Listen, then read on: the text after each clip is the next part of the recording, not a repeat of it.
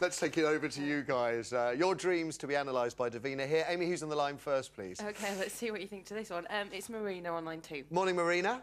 Hi, Matthew. Hi there. Davina. Thanks for picking up the phone. What's your dream, then? Right, it's a recurring dream that I used to have years ago and it's come back. Right. I'm in a social setting, like a wedding or a party, a lot of people. A lion comes through the door and it devours everybody round about me. A horrible scene of carnage. I'm trying to phone on a mobile phone that is about 10 times the size of a usual phone. I can't get through for help. It finishes eating everybody, it walks out by me, and this happens about 4 or 5 times a week. It never touches me. I'm screaming and screaming, and the only way that I wake up is when my husband nudges me, just like what you were saying.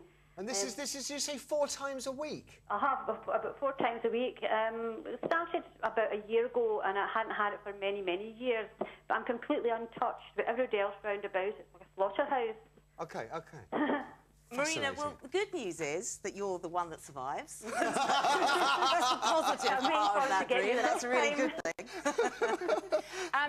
Think about it. If we look at lions, they're the king of the jungle. It's a very powerful symbol. It's a very aggressive symbol. I don't know if you can relate to what was happening when you used to get this recurring dream before, but the fact that it kills off everyone except you, it is like you will survive. There is a positive aspect there. But it's also about, I would look at who's surrounding you in your life at the moment that maybe you need to sever ties with.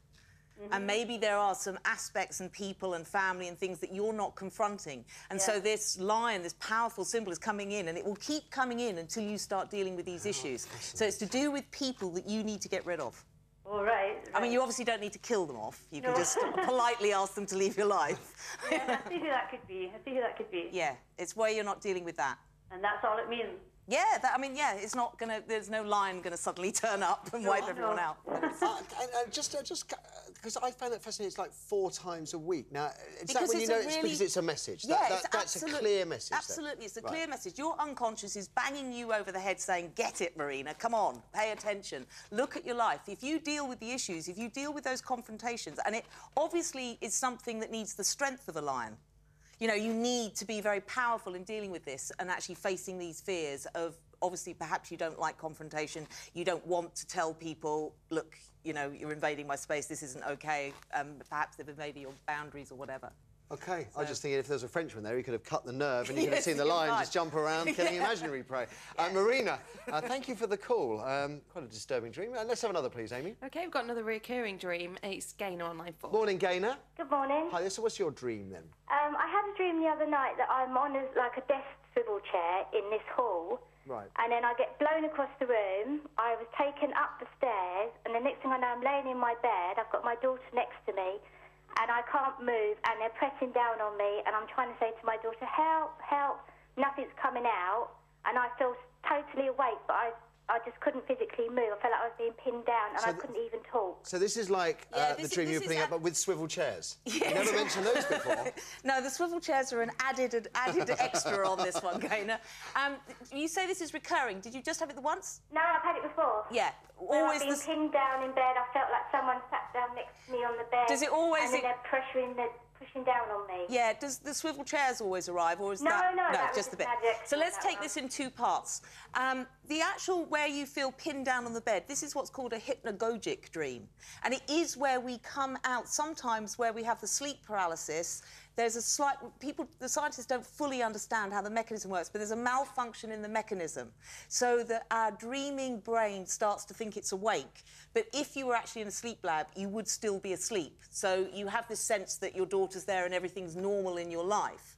But the way, when you have that, do you have a kind of lucidity around it? So next time you go into that, the way round it is to actually really try and relax and go, it's only a dream, it's OK. Because when you try to fight it and scream out and everything, it actually makes the process worse, and it makes you feel more suffocated, and it increases the physiological effects in your body that are trying to react against that paralysis. So I would also suggest with the swivel chairs, coming in now, that there's a lot of stress going on in your life at the moment. Right. So that you're overstressed. So you need to find ways of reducing the stress, and you will find that both of these parts of the dream will disappear.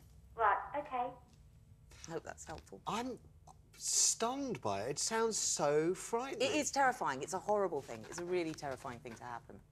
And it's often, as I say, people often feel there's presences in the rooms, and a lot of ghost sightings have actually been put down to this kind of condition. That they're not really good because people feel like presences are around, and it's just some hallucination. That's part of the brain goes into hallucination. And you say you can say to yourself, well, don't worry, I'm only dreaming. Yes, because it's almost verging on lucidity. You have a lucid element of it. OK. Yeah. Good luck, Gaynor.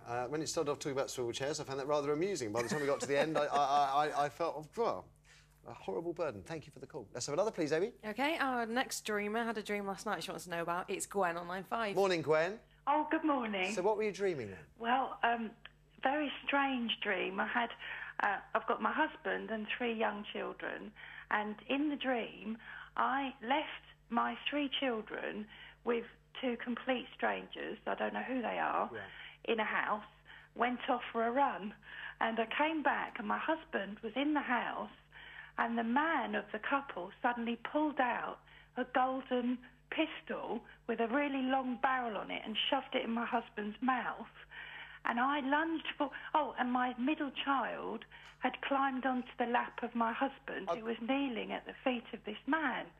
And then I lunged forward, grabbed the gun out of my husband's mouth, just as he shot it, and my husband didn't die. I've got to jump in. So you saved your husband from being shot by a long golden gun?